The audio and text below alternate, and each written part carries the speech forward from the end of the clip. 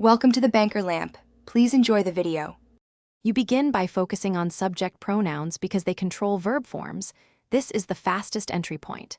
Say and write ich, du, /, were, I, her, sigh, and the formal sigh.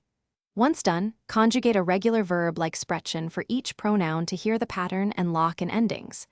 Make sure to repeat aloud. The sound trains instinct. You will understand why endings change and how pronouns signal who does the action. Next, you extend to object pronouns because sentences often need direct or indirect objects. Learn accusative forms for direct objects and dative forms for indirect recipients. The forms differ and matter for meaning.